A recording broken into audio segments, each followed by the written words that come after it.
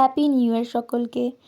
জানি অনেকটাই লেট হয়ে গেছে উইশ করতে, কিন্তু অনেকটা ব্যস্ততার কারণেই আমি একটু লেট করে ভিডিওটা আপলোড করছি।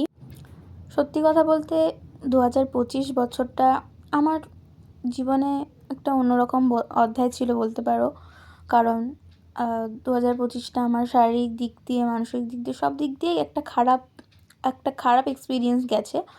তো আমি চাই 2026টা শুধু আমার নয়, প্রত্যেকটা মানুষেরই খুব খুব খুব ভালো কাটুক। এমনকি যা 2025-এ আমরা হারিয়েছি বা যা 2025-এ আমরা ফেস করেছি, সেগুলো সব কিছুই যেন আমরা বুঝে নিয়ে ঠিকঠাক করে আবার নতুন করে পথ চলতে পারি।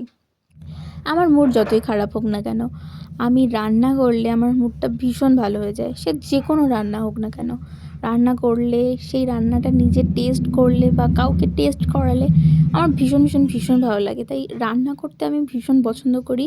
বছরের প্রথম দিনে নিজে হাতে চিকেন রান্না করলাম, প্লাস চিকেনের সাথে ফ্রাইড রাইস রান্না করলাম। ফ্রাইড রাইসের জীবনে প্রথমবার রান্না করেছি। চিকেনে কিন্তু খুব দারুণ টেস্ট হয়েছিল, সেটা সবাই বলেছে আমাকে।